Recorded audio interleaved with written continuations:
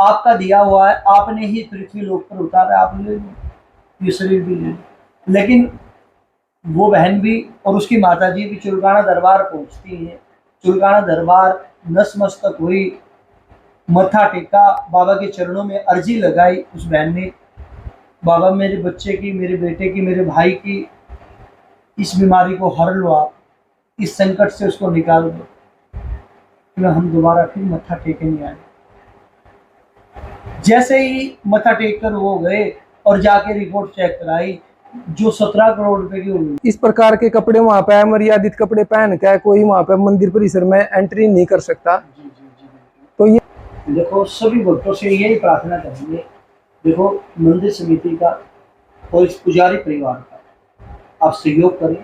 का पुजारी जी मेरे हिसाब से पुण्य तो नहीं, पाप ही होगा कुछ ना कुछ। देखो हमने इस पे एक वीडियो देखते हैं, वहाँ पे जो गांव के श्रद्धालु है, जो गांव के युवा है, जो वहाँ पे एकादशी, द्वादशी और संडे को बाबा की सेवा करते हैं, व्यवस्था बनाने में योगदान करते हैं। हालांकि उसके लिए कोई मेहनत नहीं देते, वो बाबा की सेवा मन से कर रहे हैं। उनके साथ भी दुर्व्यवहार होता है श्रद्धालुओं के द्वारा, आप उनसे, लेकिन आपने आपकी आत्मा मान चुकी है कि मेरी मृत्यु होगी, लेकिन ये ले प्रसाद खा ले भाई। बिल्कुल बोला जी मीठा खाने से और जल्दी हो जाएगी, भाई होगी तो कम से कम। आज हमारे यहाँ गेस्ट हैं चुलकाना धाम से देवेंद्र पुजारी जी। तो स्वागत है देवेंद्र पुजारी जी आपका हमारे चैनल पर। सभी भाइयों का, सभी साथियों का स्वागत करते हैं।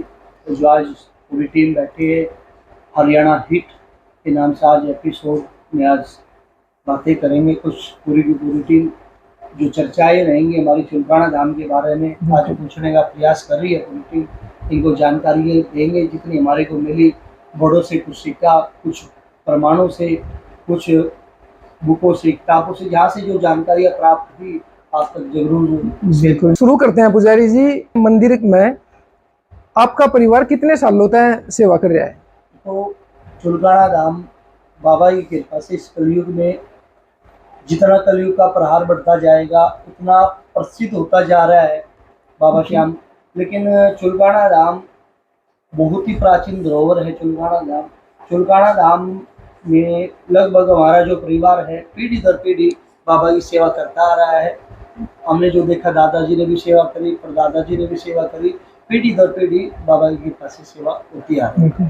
तो देवेंद्र जी आप कितने सालों से बाबा की सेवा में लगे? देखो आज बाबा की कृपा से लगभग जो हमने जब से होश संभाला 20 साल हो गए जो चुलकाना में बाबा की खुद मतलब बाबा से एक जुड़ाव, भाई पूजा पाठ सेवा करते करते लगभग 20 सालों से बाबा की सेवा में समर्पित है। तो चलो चुलकाना धाम के बारे में कुछ बातें आज आप तो हम सुनना चाहेंगे जरूर। देखो चुलकाना धाम चुनकर ऋषि की तपोभूमि रही है।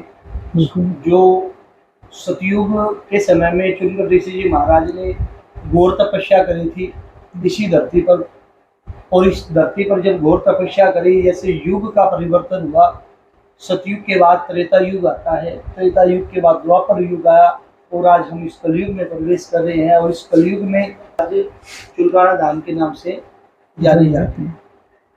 चुलकाना धाम में शीश का दान हुआ, इस बात के कुछ प्रमाण है? बिल्कुल ये प्रमाण मिलते हैं। जब चुनकर ऋषि जी महाराज ने घोर तपस्या करी थी, क्योंकि ऋषियों की भूमि रही है, ऋषियों की तपोशक्ति रही है। जब भगवान ने देखा कि भाई युद्ध को कहाँ लड़ा जाए, महाभारत युद्ध को, तब दूतों ने भगवान को बताया था कि कुरुक्षेत्र नामक एक जगह है। कुरुक्षेत्र वो स्थान है जहाँ पर आपस में भाइयों का युद्ध हो सके।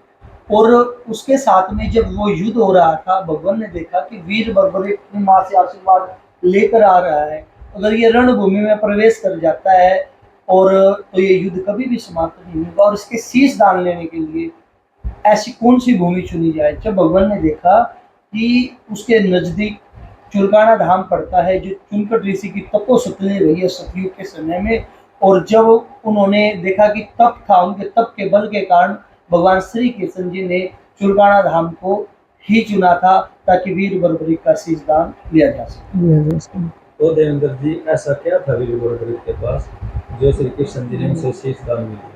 देखो वीर बर्बरी के पास भगवान ने शीश का दान भैया क्यों लेना चाहा? क्योंकि जब भगवान श्री कृष्ण जी पांडवों के समक्ष बैठते एक रणनीति बना रहे थे उस धरती पर, पांडवों को समझा रहे थे कि भी आपने फलाने फलाने योद्धा के साथ ऐसे ऐसे बड़ी बातें उस युद्ध को लड़ना है। भगवान ने देखा कि वीर बलवृक अपनी माँ से आशीर्वाद लेकर आ रहा है, अगर ये रणभूमि में प्रवेश कर गया तो ये युद्ध कभी भी समाप्त नहीं होगा। क्योंकि जब वो रणभूमि की ओर बढ़ रहा था उनके पास वो 3 बाण थे और एक बाण में इतनी पावर थी कि वो एक लोक का विनाश कर सकता था। तो इसीलिए भगवान ने इस चुलकाना धाम को चुना। ये अपनी जो कुरुक्षेत्र जो भूमि है ये पूरी 48 कोस की परिधि आती है। उस 48 कोस से बाहर निकलकर ये अपना चुलकाना धाम करता है। इसी भूमि पर वीर बर्बरिक को रोक लिया गया और इसी भूमि पर ही वीर बर्बरिक की परीक्षा में भगवान श्री कृष्ण जी द्वारा ली गई। वो अपने जैसे वर्णन किया, उनके पास 3 बाण थे जी, वो बहुत शक्तिशाली। ऐसी क्या शक्ति थी उनमें जो श्री कृष्ण भगवान का शीश पता उनको? देखो उनमें इतनी पावर थी उन बाणों में कि अगर रणभूमि में वो कूद जाते, क्योंकि माँ से एक वचन लिया था कि आप हारेगा साथ दोगे, अगर वो रणभूमि में पहुंच जाते को, क्योंकि कौरव कम थे और पांडव ज्यादा थे। इस युद्ध में 18 अक्षौहिणी सेनाएं थी, 18 अक्षौहिणी सेना थी जिसमें 11 कौरवों की तरफ थी और 7 पांडवों की तरफ थी। माँ ने सोचा कि अगर तो ये इनमें से अगर कौरव जीत गए या पांडव हार गए तो अच्छा नहीं रहेगा। माँ ने वचन दिया था कि बेटा युद्ध भूमि में जाना और हारेगा साथ देना, और भगवान ने देखा कि रणभूमि में पहुंच गया तो वीर बर्बरिक को हारेगा साथ देंगे, इसीलिए उनका शीश दान लिया ताकि ये युद्ध समाप्त हो सके। अगर वीर बर्बरिक युद्ध में आता तो ये युद्ध कभी भी समाप्त नहीं होता। अच्छा, एक शीश का दान लेने के पीछे 2-3 बात हमने सुनने मिला है, जैसे कि कई बार तो हमने सुनने में मिला कि बाबा ने शीश का दान दिया था, जो कि सच भी है, शीश का दान ही दिया था। कई जगह हमने सुनने में मिला कि कृष्ण भगवान ने ही उसका शीश उतारा। तो इस बारे में देखो, उतारना, काटना और स्वयं देना, ये तीनों लॉजिक सब अलग अलग बातें हैं। देखो भगवान का जब जब सुदर्शन चक्र उठा है वो धर्म के लिए उठा है। जब शिशु काल की 100 गलतियां हुई और उन 100 गलतियों में जब 100वीं गलती हुई तो भगवान ने अपना सुदर्शन चक्र छोड़ दिया और उसका सिर काट लिया था। और लेकिन जब उस चुलकाना धाम में वीर बर्बरिक के शीश दान का जब वो जिक्र आया कि कहा प्रभु सारी की सारी परीक्षा देने के बाद वीर बर्बरिक से कहा कि वीर बर्बरिक कब शीश दान दे दूं। बोला प्रभु मैं शीश दान नहीं दे सकता क्योंकि आपको साधारण ब्राह्मण नजर नहीं आते, क्योंकि आपने मुझे वचन दिया है और वचन में मैं कैसे शीश दान दूं। तब भगवान श्री कृष्ण जी ने चुलकाना धाम की पावन भूमि पर अपने विराट रूप के वीर बर्बरिक को दर्शन दिए थे और तब वीर बर्बरिक ने शीश अपना उतार कर भगवान को समर्पित करा था। हाँ, वो दान और ये काटा नहीं गया। बिल्कुल जी, ठीक बात। ये महाभारत का युद्ध कुरुक्षेत्र में लड़न के कारण थे। देखो क्या क्या कारण थे। ये कुरुक्षेत्र की वो भूमि है जहाँ पर एक प्राचीन समय में क्या था, भगवान ने जब इस युद्ध भूमि को लड़ना चाहा, ये इस द्वापर युग का अंत करना चाहा, क्योंकि कौरव और पांडव दोनों भाई थे आपस में, इनको भिड़ा दिया, ये युद्ध कराना उचित समझा। क्योंकि पूरे भारत का निरीक्षण किया, इस भूमि पर वो लॉजिक मिले, एक लॉजिक जो सुनते हैं, लिखा हुआ भी है, सभी ने सुना भी है।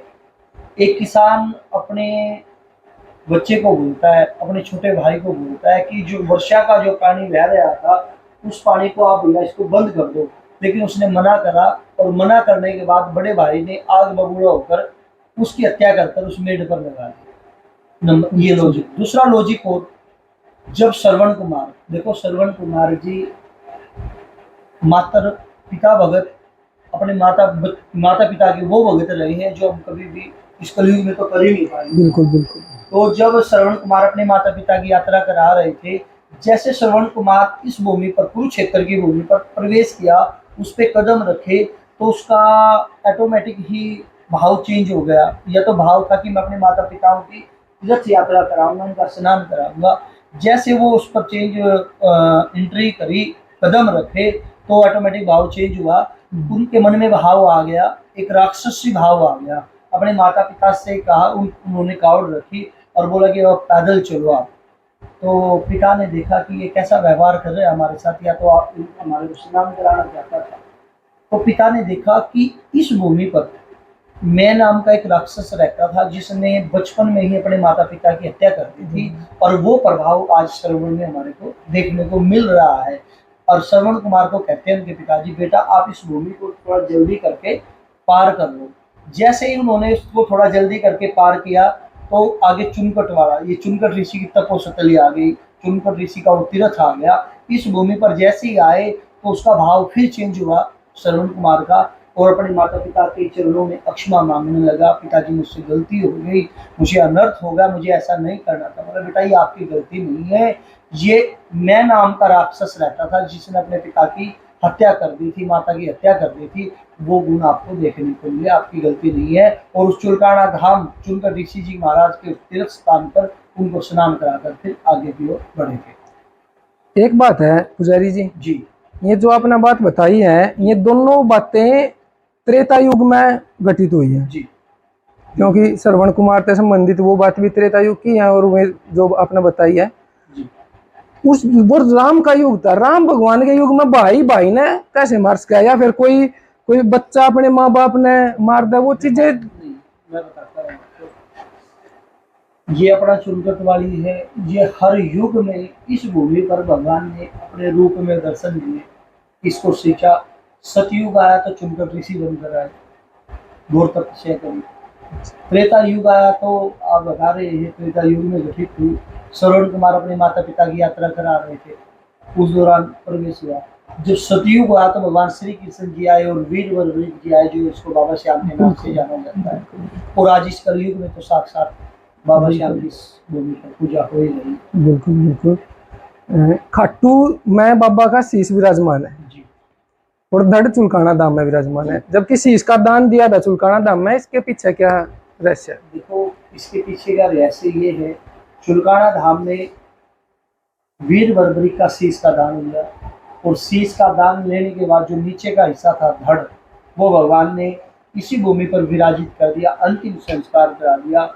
इससे कि फिर वीर बर्बरी को मन में खाया कि या तो वो युद्ध में आ रहे थे, तो वीर बर्बरिक ने कहा भगवान श्री कृष्ण जी से, प्रभु मुझे युद्ध लड़ा जाए, मेरी इच्छा है, अब मैं युद्ध लड़ नहीं सकता लेकिन मैं देख जरूर सकता हूँ, मुझे युद्ध दिखा दिया जाए।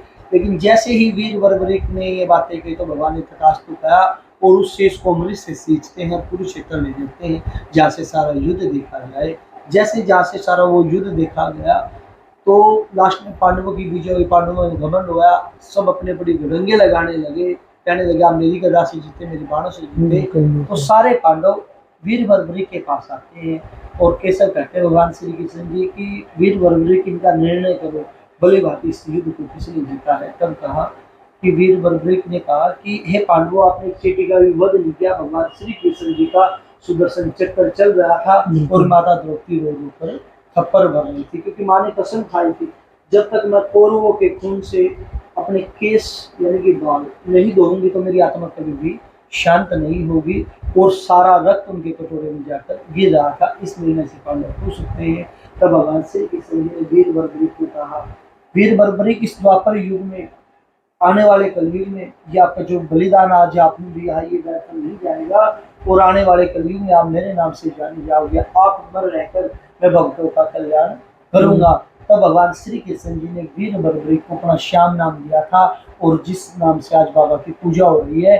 तब वो शीश अमृत से उठाते हैं, माता सरस्वती नदी में प्रभावित कर देते हैं, जल में प्रभावित कर दिया। कहा हे माँ, इसको ऐसी पावन भूमि पर छोड़ना जहाँ पर ये भक्तों का कल्याण करते हैं। तब वो फिर शीश बहता बहता बहता बहता वो आज खाटू जी जाकर निकलता है, जहाँ पर आज बाबा के शीश की पूजा होती है। इसीलिए कहा जाता है जहाँ दिया शीश का दान वो भूमि चुलकाना धाम, और जहाँ प्रकट हुए बाबा श्याम वो भूमि है खाटू।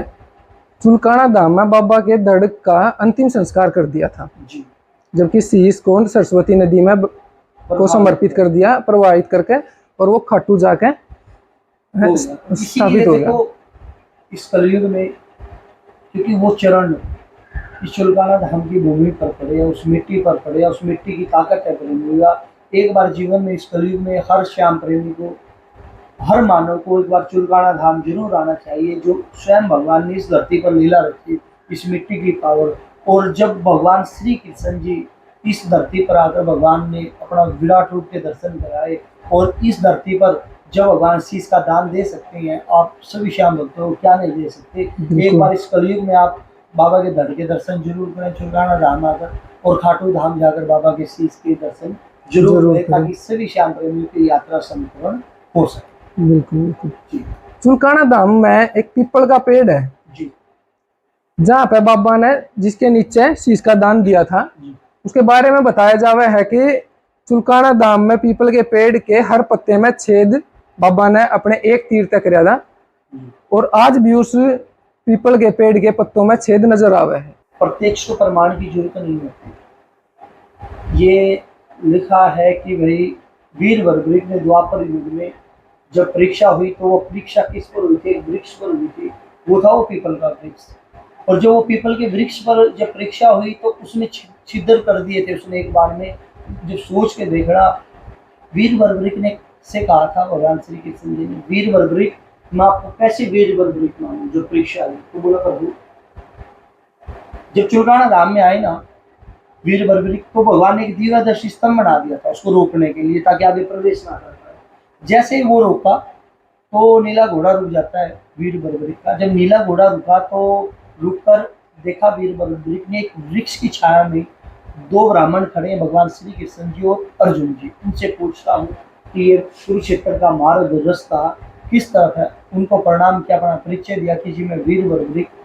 तो भगवान कहते हैं, वीर बर्बरीक आप वीर बर्बरीक हैं? बोला जी मैं वीर बर्बरीक हूँ, माँ से आशीर्वाद लेकर आया हूँ, रणभूमि में जाऊंगा, युद्ध लड़ूंगा। तो वीर बर्बरीक से भगवान श्री कृष्ण जी रणनीति बनाते हैं, चाल चलते हैं, श्याम दाम दंड भेद हर रणनीति का प्रयोग करते हैं। उनसे कहते हैं, वीर बर्बरीक आप हमारे को वीर बर्बरीक नजर नहीं आते। वीर बर्बरीक तो एक बलशाली है, क्योंकि उसके पास तो 3 बाण है, और एक बाण इतनी पावर है एक बाण में कि वो एक लोक का विनाश कर सकता है। बोला जी मेरे पास ये 3 बाण। ठीक है वीर बर्बरीक, हम कैसे वीर बर्बरीक माने? क्योंकि कोई भी बाण लेगा और मैं भी कह दूंगा कि मेरे बाण में इतनी पावर है, आप हमारे को दिखाओ आप वीर बर्बरीक। बोला कि मुझे वीर बर्बरीक सिद्ध करने के लिए क्या करना पड़ेगा? बोला कि वीर बर्बरीक हम एक वृक्ष की छाया में, जो पीपल का वृक्ष आप बूझ रहे थे चुलकाना धाम में दिया, तो उस वृक्ष की छाया में खड़े थे। बोला कि इस वृक्ष में अनगिनत पत्ते हैं, इसकी डाल में इतने पात हैं कि वो एक लोक से कम नहीं है। इसके हर पत्ते को आप बीन दो, आपको मान जाएंगे आप वीर बर्बरीक हैं।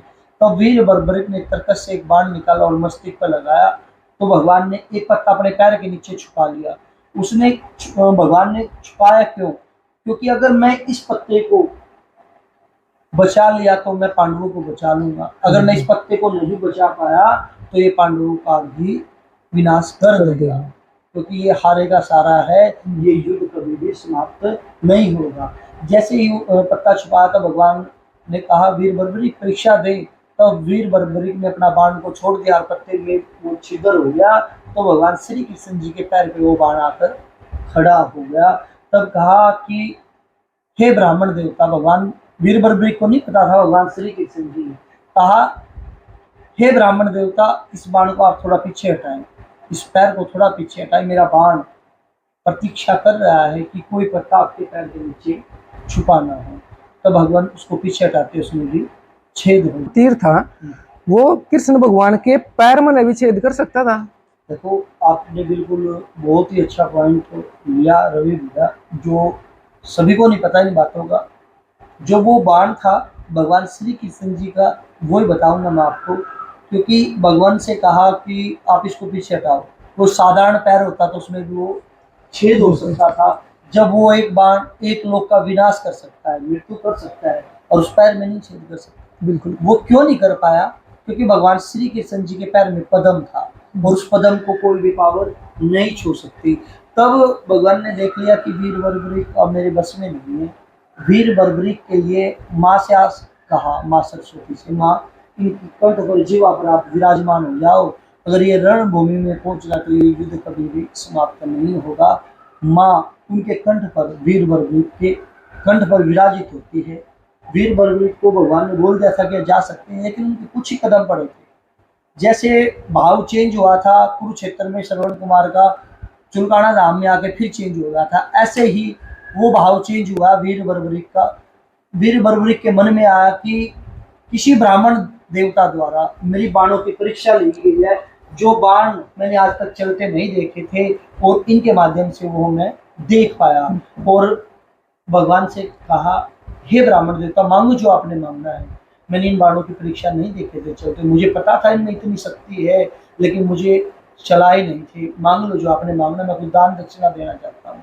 भगवान कहते हैं कि वीर बर्बरिक, अब आपके पास देने के लिए कुछ भी नहीं है। आप रणभूमि में जा रहे हो, जब आप युद्ध से लौट कर आप आओगे, आपसे ले लिया जाएगा।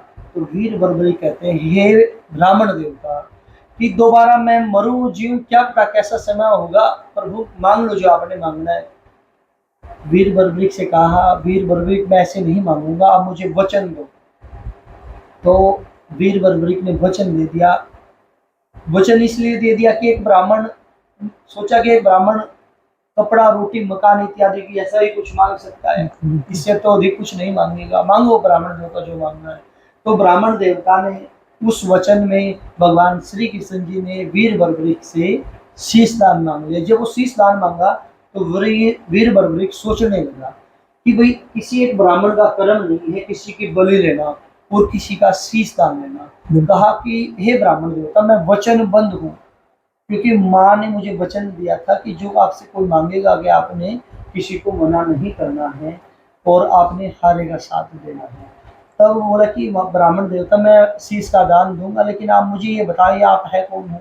जब मेरा एक बाण आपके पैर को नहीं छेद कर पाया, आप साधारण ब्राह्मण नहीं, आप अपने रूप में आए। तब भगवान श्री कृष्ण जी ने चुलगाना धाम की पावन भूमि पर अपने विराट रूप के दर्शन कराए और वीर बर्बरिक का हृदय मन गदगद हो गया, खुश हो गया, जो स्वयं त्रिलोकी के नाथ भगवान आकर मुझसे कुछ मांगा। ये चुलकाना धाम की प्रेमियों कोई छोटी भूमि नहीं है, ये तपोसतली है। जब इस भूमि पर भगवान श्री कृष्ण जी की मनोकामना पूर्ण हो सकती है, हम तो उनके चरणों की धूल में नहीं है। जो भगवान श्री कृष्ण जी की मनोकामना वीर बर्बरिक ने पूरी करी है। तब कहा कि भगवान मैं अपना शीश दान दूंगा। तब वीर बर्बरिक ने अपना शीश उतारा और भगवान को समर्पित कर दिया और नीचे का जो दर था उसको चुलकाना धाम में विराजित कर दिया, जहाँ पर आज पूजा। तो क्या वीर बर्बरिक ने यहाँ पे दान दिया, जो धड़ का अंतिम संस्कार हुआ, क्या उसको हम श्याम मंदिर में जो समाधि स्थल है वो मान सकते हैं? देखो मोहित भैया, प्राचीन समय से ही आज हम चुलकाना धाम को पहले चुनकोट वाले से चुलकाना धाम कहलाने लगे, आज बाबा श्याम कहलाने लगे। पहले जो प्राचीन समय में जहाँ जहाँ बाबा श्याम की पूजाएं होती थी उसको ठाकुर जी के नाम से जाना जाता था। ठाकुर जी बोला जाता था, ठाकुर जी के मंदिर है, ठाकुर जी के रूप में पूजा होती थी, श्याम जी के रूप में पूजा होती है। तो उसी से ही जो बाबा का धड़ था, वो प्राचीन समाधि, वो मनोहर दास स्वामी जी महाराज की समाधि है, उसी पॉइंट पर ले ली थी उन्होंने समाधि जी। उन्होंने सबसे पहले यहाँ पर सेवा करी थी और उसी पॉइंट पे वो धड़ भी विराजित कर दिया था भगवान श्री कृष्ण जी ने, जहाँ पर उस समाधि स्थल वो पहले प्राचीन रूप से ही बाबा श्याम का रूप भी मानते हैं और उसी स्थान को वो बाबा का धड़ भी है। तो बताते हैं, जैसे बड़े बुजुर्ग बताते हैं, सबसे पहले धड़ की पूजा होती थी। देखो हमारा भी मानना है, सभी का मानना है कि किसी भी से कुछ प्राप्त करना तो झुककर ही प्राप्त होता है, बिल्कुल चरणों की रज लेकर ही प्राप्त होता है, नतमस्तक होकर ही प्राप्त होता है। मानना कि एक बार अवश्य आप जब यात्रा करें, इस कलयुग की यात्रा, बाबा श्याम की यात्रा, तो एक बार चरणों से ही करें, एक बार चुलकाना धाम आ जाए, इससे भी करेंगे ताकि आपकी यात्रा संपूर्ण हो सके। और एक बार जरूर खाटू जाना प्रेमियों, ताकि ये आपकी यात्रा पूर्ण हो सके। वीर बर्बरिक जी के बारे में आपने जो बातें बताई हैं जी, एक तो बात आपने बताया कि कृष्ण भगवान के पैर में पद्म था, जिस कारण वो उसके पैर में छेद नहीं हो पाया। जी, जोन से पैर में पद्म था, अगर उसका दूसरा पैर भगवान ने रखा होता, कृष्ण भगवान का ही दूसरा पैर अगर उस पत्ते पर रखा होता तो क्या उसमें छेद हो जाता? देखो भगवान को पता था कि ये बाण बड़े शक्तिशाली हैं, इनमें बड़ी पावर है। उस पत्ते को भी रोकना, भगवान अगर उस दूसरे पैर को रखते तो उसमें अवश्य छेद होता। लेकिन वो पदम में इतनी पावर होती है, किसी की भी हिम्मत नहीं है उसको कोई छोड़े। इसलिए वो बाण उससे दूर रहा, उसके नजदीक जाकर खड़ा हो गया। जब वीर बर्बरीक ने एक आग्रह किया था ब्राह्मण देवता से, कहा कि हे ब्राह्मण देवता, मेरे बाण को संशय, संशय मीन्स की डाउट है कि कोई पत्ता ना छुपा हो, कोई पत्ता छुपा हो, कृपया करके इस पैर को पीछे हटाए। जब भगवान ने हटाया तो उसमें भी छेद हो गया। ठीक तो है। देवेंद्र जी आपने वर्णन किया जैसे उनके पास 3 बाण जी जो बहुत ही शक्तिशाली, जी। उन्होंने वो बाण कहाँ से प्राप्त किए? देखो मोहित जी, जो उनके बाणों की प्राप्ति हुई, उन्होंने बचपन के समय में ही, देखो ये माता हिडिंबा, ये माँ मोरवी के लाल थे। माँ ने इनको भगवान से कहा, आपके इस कुल में, हमारे कुल में बच्चा पैदा हुआ, ये राक्षसी रूप ना ले, क्योंकि राक्षसी रूप था जो हिडिंबा थी, ये सब राक्षसी रूप था, कि भगवान आपकी ये सिद्धि कर सके, आपका ध्यान धर सके, इनको इतना काबिल बनाओ कि इसका जग में बिना हो, इसके सारे अमृत मिल जाए। तब भगवान ने कहा था कि वीर बर्बरीक आप तपस्या करो, और उस तपस्या के बल के कारण से आपको उन 3 बाणों की प्राप्ति होगी, जिससे कि एक लोक पर भी आप उस बाण को चलाओगे तो उसका विनाश हो सके। जब उन्होंने पानी में रहकर वो सवारी, वो तपस्या करी थी, और उसमें से माता नव दुर्गाओं की, बाबा भोलेनाथ की कृपा से उनको वो 3 बाण की प्राप्ति हुई। ठीक है। बाबा का जो पेड़ है चुलकाना धाम में, जी पीपल का पेड़ है, जी कुछ यात्री उस पेड़ के पत्ते को तोड़कर अपनी जेब में डाल के लेके जाते हैं। जी जी बिल्कुल। वो उसके बारे में बताओ कि वो गलत है या ठीक है? कच्ची कली, कच्चा पत्ता नहीं तोड़ना चाहिए। वो तो पीपल के वृक्ष हमेशा सम्मान्य रहे हैं, पूजा के लिए माने जाते हैं। चाहे आप देखो गणेश जी महाराज की पूजा करें, सूर्य देव को जो पानी देते, जो भी पीपल में देते हैं।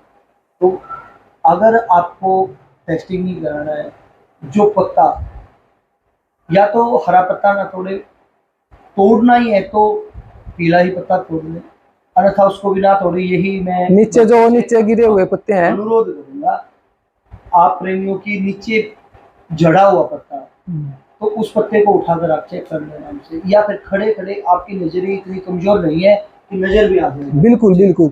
मेरे कहने का मतलब ये था, ऐसा नहीं है कि वो चेक कर रहे हैं उसने, कई लोगों की श्रद्धा भाव ऐसी है कि उस पत्ते को अपने साथ लेकर जाते हैं, जहाँ उनकी पूजा स्थल है वहां पर रखते हैं, या अपनी किसी किताब में रखते हैं, तो वो चीज नहीं, लेके जा सकते हैं, बिल्कुल लेके जा सकते हैं। जो नीचे पड़ा हुआ गिरा हुआ पत्ता है उसको उठाओ, नतमस्तक करो, ठीक है, गंगा जल में वो करके, ताकि किसी के पैर या मिट्टी ना लगी हो, और उसको गंगा जल से साफ करके। एक बात खाटू में अभी एक वहां पे लगाया है कि इस ड्रेस कोड लगाया है, जैसे कि इस प्रकार के कपड़े वहां पे मर्यादित कपड़े पहन के कोई वहां पे मंदिर परिसर में एंट्री नहीं कर सकता। जी जी जी बिल्कुल। तो ये इस चीज के बारे में बताइए कुछ। ये खाटू जी की बात नहीं है, चाहे चुलकाना धाम है, जो विश्व की ओर बढ़ रही है, विश्व प्रसिद्धि की ओर, तो हर मंदिरों में ऐसा होना चाहिए, ताकि हम तो पहले तो अपने सनातन धर्म के सभी साथियों से, सभी भाइयों से एक ही प्रार्थना करेंगे, बहनों से, सभी से करेंगे कि आप मर्यादित वस्त्रों में ही धार्मिक यात्रा करें, बिल्कुल ताकि एक मर्यादित रहकर ही, जब मर्यादित वस्त्र शरीर पर होंगे तो मर्यादित ही पॉजिटिव एनर्जी रहेगी शरीर में भी, ताकि हम भगवान के दर्शन करेंगे। और सभी से यही अनुरोध है कि मर्यादित वस्त्र पहनकर ही आप चुलकाना धाम आए, खाटू धाम आए और धार्मिक यात्रा करें। एक चीज और हम भक्तों को बताना चाहेंगे, और जैसे कि पुजारी जी भी बता देंगे, कि जो खाटू में भी और चुलकाना धाम में भी जो इत्र की डिब्बी और नारियल मंदिर में से फेंक दिया जाता है ना, उसका पुजारी जी मेरे हिसाब से पुण्य तो नहीं, पाप ही होगा कुछ ना कुछ। देखो हमने इस पे एक वीडियो भी बनाई थी, कुछ साथियों ने वीडियो बनाई थी और बड़ा अच्छा लगा, उनका मैं धन्यवाद करता हूँ साथियों का। जैसे अमन विमान है, कुछ खाटू जी से निर्मल, एक दो लड़का और है, बहुत अच्छे बाबा के प्रेमी, उन्होंने वीडियो बनाई थी, संदेश दिया था कि इतर को ना फेंकें। इतर को फेंकने से किसी की आंख में लग गया तो वो आंख खराब हो सकती है। बिल्कुल। इतर को ऐसे फेंक दोगे तो वो शीशी टूटकर नीचे गिर जाएगी, जिससे कि किसी के पैर में लगेगा और खून आ जाएगा।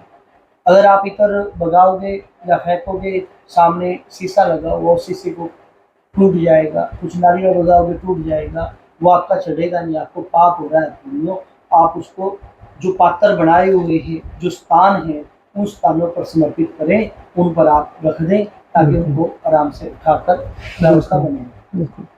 जैसे आपने भी देखा होगा, अब पिछली बार मेले में पीपल के वृक्ष में आग लग गई, जी तो उसका संरक्षण करने के लिए वहाँ पे जोत लगानी बंद हुई है, फिर भी लोग वहाँ पे श्रद्धालु आते हैं जो वो वहाँ पे लगाते हैं जो, देखो तो आप क्या अपील करोगे इनसे? उसमें अलग अलग मंथन है। किसी ने तो बुरा भी बताया कि ये अनहोनी हुई है, ये बाबा संकेत है, बाबा निभा है। कुछ प्रेमियों ने यह भी बताया कि बाबा ने साक्षात अग्नि में दर्शन दिए हैं, ज्योत में दर्शन दिए हैं। दोनों रूपों से देखें प्रेमी, हम तो यही कहेंगे। नंबर 1 कि वो पीपल का वृक्ष प्राचीन वृक्ष है, उसकी छाया में भी आप एक बार खड़े होगे तो पॉजिटिव एनर्जी ऑटोमेटिक आएगी। प्रेमियों, जब उस भीड़ में आप कृपया करते आप सभी से अनुरोध करेंगे कि उस पीपल के वृक्ष के पास खड़ी होकर ज्योत ना लगाएं। ज्योत के मंदिर समिति ने श्याम भक्तों द्वारा कि स्टैंड बनाए हुए हैं, उन स्टैंडों पर रख कर ही आप ज्योत लगाएं। उसके बिल्कुल समीप है जो स्टैंड लगे हुए हैं, उन स्टैंडों पर आप ज्योत लगा सकते हैं। और जो पीपल का वृक्ष है उस पर आप नतमस्तक हों, उसकी यात्रा करें, उसकी परिक्रमा करें, यही आप सभी से प्रार्थना है। आप जैसे मंदिर में आप पुजारी हो, आप देखते हो जी वहाँ जब श्रद्धालुओं की भीड़ होती है तो उनको संभालना मुश्किल हो जाता है, जी तो आप श्रद्धालुओं से क्या अपील करोगे कि वो व्यवस्था बनाने में कमेटी का सहयोग करें? देखो, सभी भक्तों से यही प्रार्थना करेंगे। देखो, मंदिर समिति का और इस पुजारी परिवार का आप सहयोग करें। सहयोग करने के लिए अनेकों कार्य हैं। जब हम जुलगाड़ा धाम को उसमें जब लाइन में लगे तो व्यवस्था बनाने में सहयोग करें, शांति बनाए रखें। दर्शन होंगे 5 मिनट बाद हो जाएंगे, लेकिन कहाँ खड़े हैं? उस देव स्थल पर खड़े हैं जहाँ भगवान ने शीश का दान दे दिया। ये हमारे को सौभाग्य प्राप्त होता है उस भूमि पर कुछ समय व्यतीत करने को मिला। जब हम मंदिर के नजदीक पहुंच जाएं, बाबा के द्वार तक पहुंच जाएं, उस पुजारी भाई तक पहुंच जाएं जहां हम प्रसाद देंगे, उस प्रसाद को आप ओपन करके रखें, अलग अलग करके रखें। किसी को नारियल देना है, अपना ग्रामीण क्षेत्र में आता है, किसी को सीधा देना है, आटा देना है, आपको देना, अलग अलग करके रखें ताकि स्पीड से उनको देकर आराम कर सकें। आप मंदिर बिल्कुल नजदीक जाकर जब उसको खोलोगे तो ऑटोमेटिक भीड़ बनेगी और उसको वहाँ अव्यवस्था फैलेगी। कृपया करके कोई भी अव्यवस्था ना फैलाएं, व्यवस्था बनाने में सही होता है। आप जैसे देखते हैं वहाँ पे जो गांव के श्रद्धालु है, जो गांव के युवा है, जो वहाँ पे एकादशी, द्वादशी और संडे को बाबा की सेवा करते हैं, व्यवस्था बनाने में योगदान करते हैं। हालांकि उसके लिए कोई मेहनताना नहीं होती, वो बाबा की सेवा मन से कर रहे हैं।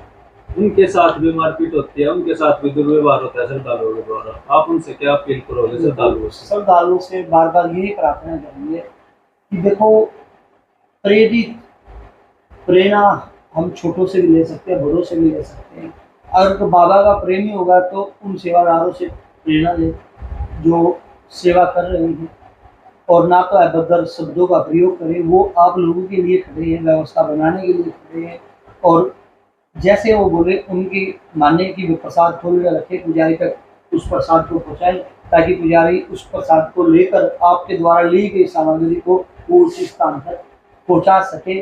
और व्यवस्था बनाने में मंदिर समिति का भी और पुजारी परिवार का भी आप सभी सहयोग। जो मोर छड़ी है, बाबा के दरबार में जाते हैं तो पुजारी जी भक्तों को आशीर्वाद देते हैं मोर छड़ी। जी जी बिल्कुल। ये हमने भी महसूस किया है कई बार, और कई भक्तों ने बताया, जब मोर छड़ी का आशीर्वाद मिलता है तो शरीर में ऑटोमेटिक ही पॉजिटिव ऊर्जा संचार करने लगती है। बिल्कुल शरीर में। बिल्कुल। देखो, उसका नंबर है मोर, हमारा राष्ट्रीय पक्षी है, इसमें कोई नहीं। देखो, राष्ट्र का निर्माण मानव करते हैं जो उस राष्ट्र में रहते हैं। उसको लगता है कि वास्तविकता में हमारे को राष्ट्र के लिए क्या चुनना जरूरी है। और भगवान श्री कृष्ण जी के प्रिय रहे हैं, उनके सरताज पर मोर का पंख हमेशा लहराता है। जब भगवान के सर पर ही वो चीज हो, और एक दुष्ट प्राणी पर, पापी प्राणी पर, लालची प्राणी पर, हम तो लालची प्राणी है, दुष्ट प्राणी है इस कलयुग के, जो इस कलयुग के हर प्राणी है, हमारा सभी का A to Z कोई ना कोई लालच रहता है आज मेरे को एक लड़का हो जाए, ये सरकारी नौकरी लग जाए, बड़ा होके ये बन जाए, ये हमारा एक लालच ही है। तब उस मानव पर वो मोर छड़ी जब पड़ती है तो ऑटोमेटिकली उसकी बुद्धि उस भगवान की ओर आकर्षित। तो पुजारी जी, मेरी आपसे विनती भी है, रिक्वेस्ट भी है। जी जी। तो जब एकादशी द्वादशी को वहाँ भीड़ होती है श्रद्धालुओं की, तो मैंने कई बार देखा है, मैं खुद में गया हूँ, जो मोर छड़ी होती है वो हमने बोल कर लगवानी पड़ती है। देखो भैया, ये है ना तो आप ऐसा कुछ वहाँ कर नहीं सकते जो वो मोर छड़ी बिना बोले जितने भी श्रद्धालु आए सबको उसका आशीर्वाद मिले, देखो, बाबा का आशीर्वाद मिले। उसके लिए ना समय बदल चुका है, व्यवस्था बनाएंगे, एक दूसरे से मिलजुल कर ही व्यवस्था बनेगी, क्योंकि एक पॉइंट पर सब कुछ इकट्ठा हो जाता है। कोशिश करी जाएगी, आपकी बिल्कुल ठीक है भैया, क्योंकि भीड़ के दौरान लाखों लोगों की संख्या होती है, सभी पर वो मोर छड़ी उस दौरान नहीं लगाई जा सकती, लेकिन उसके लिए कोई ना कोई एक व्यवस्था बनाएंगे, एक स्थान निश्चित करेंगे जिस लाइन से श्रद्धालु गुजर रहे हैं, ताकि उस लाइन में किसी छोटे किसी भाई की, किसी पुजारी भाई की ड्यूटी लगा दे, ताकि वो मोर छड़ी का आशीर्वाद सबको। ये तो रिक्वेस्ट है, ये तो आशीर्वाद आप सबको जरूर जरूर जरूर सबको मिलना चाहिए, सबका इस पर हक भी है। और आप पुजारी परिवार से रिक्वेस्ट है आपसे, कोई भी एक बंदा स्पेशल जी जी इस काम के लिए लो, बिल्कुल। इस बाबा का आशीर्वाद है। और मोहित भैया, ये आप आपकी काफी प्रेमी बोलते हैं कि ये नहीं हो पाया, ये नहीं हो पाया, सभी के लिए व्यवस्था बनाएंगे, ताकि बहुत जल्द व्यवस्था बनेगी। आज वो चुलकाना धाम नहीं रहा कि यहाँ 20-30 50,000 2,000 4,000 5,000 लोग आया करते, लेकिन आज तो लाखों की संख्या में लोग आ रहे हैं। उसके लिए व्यवस्था एक अलग बनानी पड़ेगी, बहुत हटके बनानी पड़ेगी, ताकि वो लाभ हर प्रेमी तक। जैसा कि एक बार हम एक प्रोग्राम देख रहे थे कन्हैया मित्तल जी का पानीपत में, वहां पे एक लड़की कह रही थी कि मेरे भाई को मस्कुलर डिसऑर्डर शायद कुछ ऐसी बीमारी थी, और करोड़ों रुपए का उसमें, लाखों करोड़ों का 17 करोड़ का उसमें वो था, खर्चा होना था इलाज में, डॉक्टर ने बताया था। वो जो बेटी थी, गुड़िया थी, हमारी बहन थी, देखो जिसके साथ जो बीतती है ना, तब पता लगता है उस घटना का। बिल्कुल। 17 करोड़ कहने को तो मैंने बोल दिया, एक सेकंड भी नहीं पूरी हुई 17 करोड़ की, लेकिन जब उसको कमाई तो हमने तो पूरी कई जन्म लगाने पड़ेंगे जब उस 17 करोड़ रुपए कमाए जाएंगे। 17 करोड़ रुपया एक बीमारी पर खर्च होगा तो भगवान से ही कहेंगे प्रभु अब क्या कर सकते हैं, पैसा तो हमारे पास है नहीं, आपका दिया हुआ है, आपने ही पृथ्वी लोक पर उतारा, आप ले लो, ये शरीर भी ले लो। लेकिन वो बहन भी और उसकी माता जी भी चुलकाना दरबार पहुंचती हैं, चुलकाना दरबार नतमस्तक हुई, मत्था टेका, बाबा के चरणों में अर्जी लगाई उस बहन ने, बाबा मेरे बच्चे की, मेरे बेटे की, मेरे भाई की इस बीमारी को हर लो, आप इस संकट से उसको निकाल दो, फिर हम दोबारा फिर मत्था टेकेंगे आए।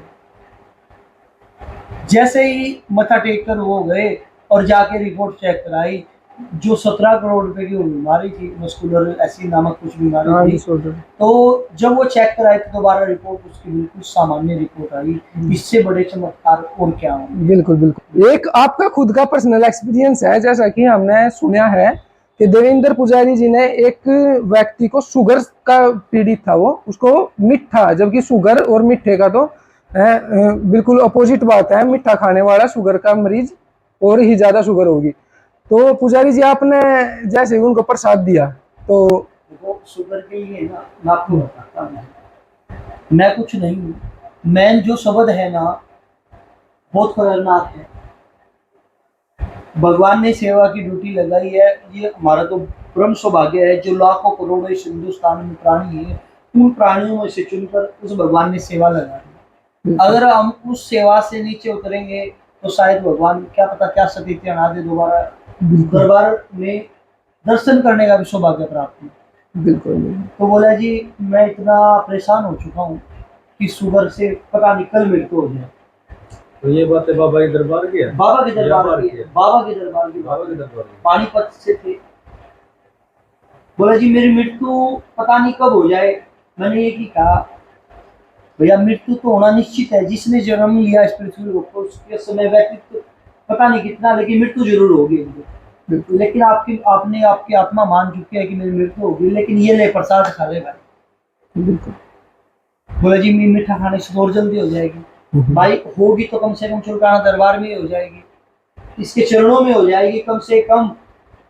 ये और तो कहेंगे कि कहाँ मर गया, कि भाई चुलकाना दरबार जाके मिला, उसके चरणों में मिल गया। इस भगवान को ब्लेम करेंगे, आपको नहीं करेंगे। बिल्कुल। आज एक अर्जी लगा के जाए प्रसाद को खा लेना कि भगवान मैं वाकई में परेशान हो चुका हूँ, मैंने आज ये मीठा खाया है, या तो ये जहर बनेगा या मेरे लिए अमृत बनेगा, इसको मैं ग्रहण करूंगा। जब मुझे पता लगेगा मेरे लिए या संजीवनी बूटी आई है या विष आ गया मेरे लिए, जब उस इंसान ने उस प्रसाद को ग्रहण किया तो 2-4-5 दिन बाद मतलब ऑटोमेटिकली उसके शरीर में पॉजिटिव एनर्जी आने लगी, महसूस होने लगा कि अब मैं ठीक होने लगा हूँ। और उस प्रेमी ने जैसे ही जाकर चेकअप कराया तो वो शुगर जो था वो वास्तविकता में सामान्य था। आज भी वो चुलकाना दरबार आता है प्रेमी, पानीपत से है, बाबा का इतना शुक्र अदा करता है कि प्रभु चुलकाना दरबार से मेरा वो कल्याण हो गया, मुझे दूसरा जीवन मिला तो चुलकाना दरबार से मिला। बिल्कुल।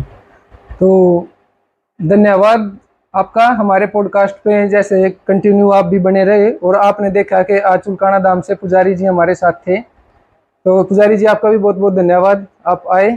रवि भैया और मोहित जी हमारे साथ जुड़े, वार्तालाप हुआ चुलकाना धाम के बारे में, और आज ये पहला पॉडकास्ट है। हाँ बिल्कुल, हमारा आज का पहला एपिसोड है। इसको आप सभी श्याम प्रेमी जरूर करेंगे। कुछ गलती हुई तो क्षमा चाहेंगे, हम इस कलयुग के प्राणी हैं, कोई श्रेष्ठ तो नहीं है। कि जैसी जानकारी मिली आप सभी श्याम प्रेमी तक दी, और इस एपिसोड को आप सभी श्याम भक्त जरूर देखें ताकि सभी प्रेमियों तक ये जानकारी पहुंच सके। और सभी को देवेंद्र पुजारी का जय श्री श्याम, जय भगवान। तो सभी श्रद्धालुओं से विनती है भैया जोड़ के, जो भी यहाँ बाबा के दर्शन करने के लिए आए तो कमेटी से और गांव वालों के साथ सहयोग करें और बाबा के दर्शन का लाभ उठाए। जय श्री श्याम, धन्यवाद।